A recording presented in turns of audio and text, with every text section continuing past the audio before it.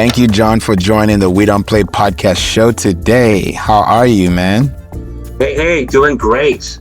Good to be here. Thank you for inviting me on. Anytime. I'm so glad. This has been a long time coming. Definitely, if you guys know how long we've been trying to make this happen, we're constantly on Clubhouse talking, helping people, but we've never had a chance to be here together on a podcast show, which I believe is going to be evergreen for sure. And you definitely don't want to miss out on this too.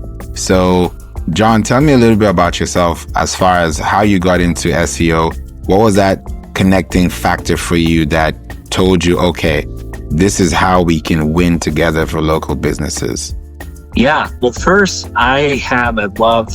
Back a long time ago, I got involved in some marketing, referral marketing, some network marketing, and just really fell in love with helping people and crafting a message to help somebody. And so in 2000, I started working with email marketing, and I really fell in love. That's where my website name came from. I read a book called Permission Marketing. So my website is marketingbypermission.com. And in 2003, I actually went to a SEO conference / digital marketing conference. And that's when Google really kicked everything off. And I was like, wow, this is really cool. Digital marketing was, the thing. And then I bought a course. Back in 2003, I bought a course. Key word there is I bought a course. To emphasize that is because if you want to accelerate your learning, you have to go where people are teaching good, solid foundation. So, of course, that course is completely outdated. But I bought this course and I listened to it. I took a bunch of notes and I implemented. And as soon as I figured out exactly back in 2003 how SEO worked and I got wins, I had a win, I was hooked. And I was like, wow, this is really great. So I started really focusing on SEO instead of email marketing, to help local businesses, because we have a lot of people in 2003, 2004, 2005 who had websites, but then they would go back to their agency who created the website and go, hey, I'm not on Google. Well, they didn't pay that agency to be on Google. They paid it for a website. So I was the guy, through networking, through talking, they would reach out to and say, hey, can you help us? So I worked with a lot of different website builders, 8 website agencies to be their quote unquote SEO guy back in the day. That's how I really got into it, is helping other agencies here in the Midwest, but also in the East Coast, Florida. And then once I started realizing that obviously this is a huge need, is started getting into it more and more, started speaking, started going to different conferences, and it just evolved from there. And of course now 2023, helping business owners with their local business, with their conversion. And of course, from our conversations, but for people who don't know, it's really, really a great time to get serious about SEO with Google My Business, if you're in e-com, is understanding traffic, understanding conversion. So anyways, yeah, it's just been a huge journey, a learning curve, and I love it. That's beautiful. What is one of the biggest changes you've seen between then and now, as far as both you, the business owner, and the consumer? So the big change in SEO from 2003 was mostly, when there was a paper written in 1999 that said if you linked from this page or from this website to that website and you name that link golf clubs, well, that website, that other website that you linked to should be about golf clubs, right? So that's when all of the SEO linking and backlinking came into play, is that was the real big thing back then. So from 2003 to 2013-ish, there's about 10 years there of just really, you didn't have to have a lot of good content, you just had to have a lot of links. And so then through the process of Google evolving, I'm not going to say changing, I'm going to say evolving, that the evolution, then they started penalizing. And so the big thing today, I know we're limited in time here, but the big thing today is really having good content and linking from the correct places, not everywhere. So let me give you a quick example. Just before the podcast here, I showed you an example, and I know you know this, but example for all the listeners to take advantage of YouTube. Go open a YouTube channel, create YouTube videos, and then link inside of the description from that video back to your website. And I just told the client to do that. And from last night to today, she went from page 2 to page 1 in the 4th position for her website. So linking is still a strategy today, but it's based on authority and good content. So first, the foundation is, what's the difference is really having good foundation with your content, having I know we all know about EAT, but if you don't know what that is, basically having your content solve issues that people are looking for, have original content, it's authoritative, your expertise, and you're trustworthy, right? And so that's where the EAT came from. And so it's like making sure your content is dialed in, making sure that you're using the right tools for your content, and then coming back to where are you getting links from? I just went to a conference last month-ish, I think it was February, so 2 months ago. One of the ways that you can link quickly, if anyone ever tells you need links from everywhere, ignore them. What you can do is you can get links from press releases. That is a good signal to Google. So number one, having a good website that is has a good content strategy, is authoritative. And then to get links, because we have to go from page A to page B and website A to website B. How do we get to a website? Is through a link, right? Mm-hmm. If you're in Facebook and you click a link, you go to another website, or another page. So links are always going to be around. It's just how you use them strategically. And so I said for 2023, 2024 strategy would be good content, solid foundation with the website, building out good blog content, page content, video content, FAQs, and then come back with a authoritative local linking. So local linking could be your local paper, it could be a press release. That would be something I would strongly recommend. That's a solid strategy that you can implement today. Thank you so much for that, John. I feel like this is a lot of things people forget, especially when they have a business and they're like, oh, I just want to automate my business. I don't want to work on my business. I want to just enjoy life, pretty much. And sometimes that's not the way people think. People think SEO is like, oh, I'm on Google now, the story's over, now we won the championship. It's like, that's what they see it as opposed to seeing it as an ever-changing model. Yeah. Now, having a strategy in place is so key. And so if I can encourage anyone to have a traffic strategy, or I think one of the best rooms that we've had for a long time in Clubhouse, we talked about visibility. Yeah. What's your visibility plan? Your plan for visibility. What is your content strategy? How big is your website? The more content you can put on your website is one of the keys, right? I worked with a client. He went from a nothing website to website with over 50 pages over 12 months. And you can see just his traffic. He's a solopreneur. Okay. So if you're a solopreneur, or if you're a large, SMB, small, medium business, I'm working with a client right now. They have over 1,000 pages, So wherever you're at, there's a strategy to improve. And so if you have no content, you're a solopreneur, work on content.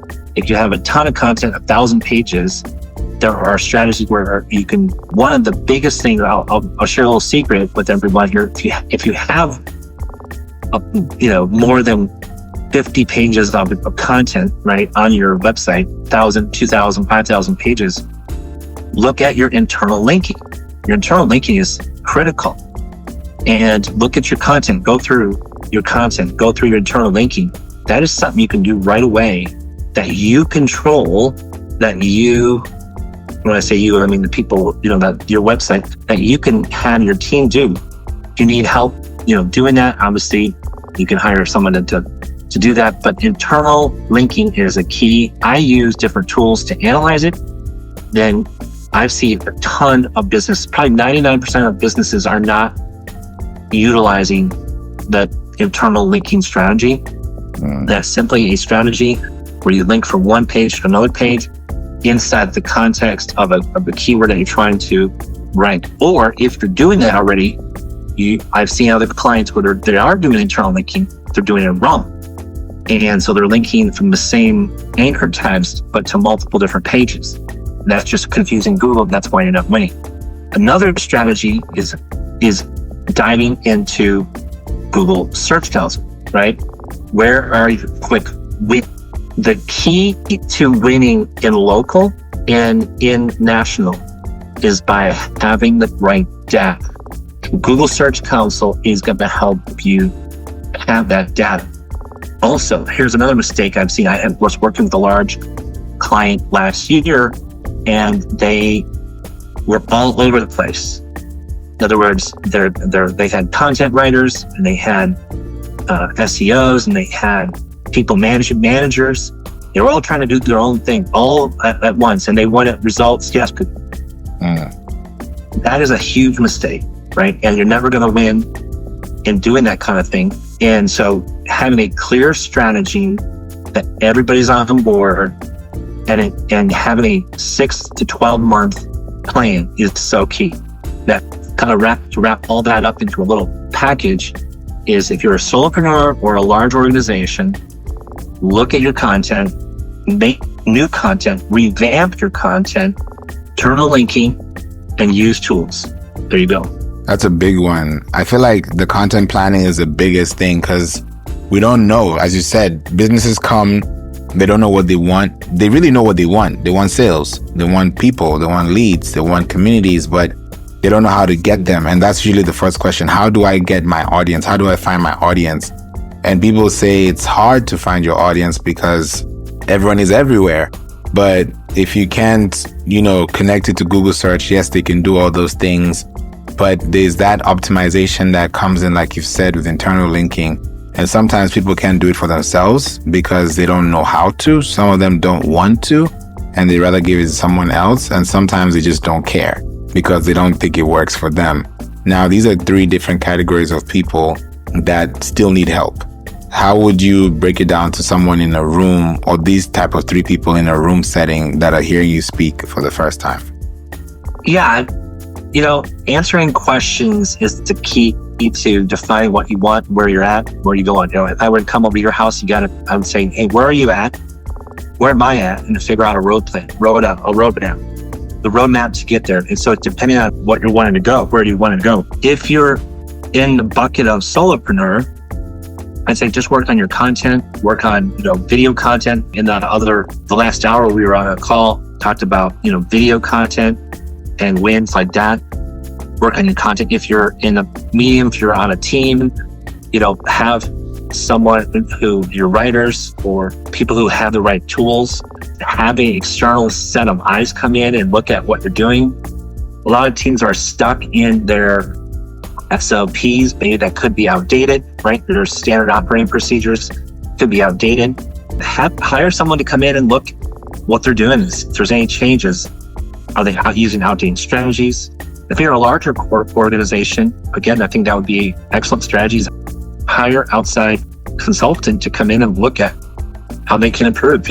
That's the key, is a second set of eyes on what they're doing. And obviously need more context to understand those 3 buckets, but over high levels, that's probably what I would do. Or that's what I would do. Sorry. That's a good one. Thank you so much for that. I feel like just building into that number and saying, okay, I want to make this number. I want to make this conversion. I want to build this audience. And you're very particular on the people that you're helping. It goes a very long way. And the another thing comes to my mind is conversions. Could you tell us like 1 or 2, maybe 1 because of time, or if you can 2, but conversion tactic that is simple to understand and highly effective for the owner? So that is there's several different things that come to mind. Is super simple is retargeting, right? Go to Facebook, go to Google, and put code on your website so you can retarget the people that you do have. Like that would be a good strategy for your client, Michelle, talked about. So if you have traffic already and you don't have a retargeting system set up, a remarketing system, do that right away. It's super, super simple. It's easy. Put your and if you don't have any traffic, just put it on there anyways. And so the second strategy is making sure you have call to actions or CTAs on your site. If it's a download, like an opt-in, or if it's a video that has an explanation of what to do, right? Or there's all kinds of different ways. It's a pop-up, or if it's e-commerce, if it's sale, depending on what your niche is, right? So you have a lot of different niches out there. E-commerce, you've got restaurants, so local, you've got doctors, dentists, you've got a whole plethora of niches and intentions or goals. So depending on what your business is selling or products or services, right, there could be different areas. I'll give you a specific strategy. Now, this obviously is something that I sell, but is a chat to text widget. Having a chat widget on your website where people can log in, put their name and their information on your website, and it immediately goes to a text message. That is an excellent CTA, a call to action, because you can take that visitor and convert them into a lead right away and then continue that conversation. So, and I'm not just talking about a chat widget. I'm talking something that takes the conversation from your website to a text message. I mean, not a lot of people are doing that, and I've seen tremendous results on that. Using that strategy to take that visitor off your website and then to a text conversation. Thank you so much for that. I appreciate it. I feel like this is something we're going to come back to, and I definitely want to bring you back again, because these are conversations that I believe will help a lot of people understand why it's important to look at these things first before thinking about conversions, knowing that people use the same words you're using to find them, and you have to balance that equation. So I appreciate you so much for that intake. If there's one thing you let people know about SEO, whether it's strategies, whether it's conversions, tactics, automations, even AI now that we're going into that, what would you let them know? What would you tell them? There's a lot of ideas out there in SEO, right? So my strategy is not knowing your specific details, is analyze where you're at. Okay, where are your opportunities? And how to do that is go to Google Search Console, look at where your website's coming up. So in Google Search Console, if you don't have that, get that installed, look at it, look for keywords that are on page 2, 3, 4, 5, and 6. Those are opportunities right away that you can take advantage of. Implement the content, implement the internal links, implement the call to actions like the retargeting code or even the chat widget. And that way, build that strategy out and move the needle through these tactics. And once you are having that traffic, you can even further find that. And that would be something where, you can take that strategy right there and win right away. Don't go after like the really super hard keywords. Go after the longer tail keywords.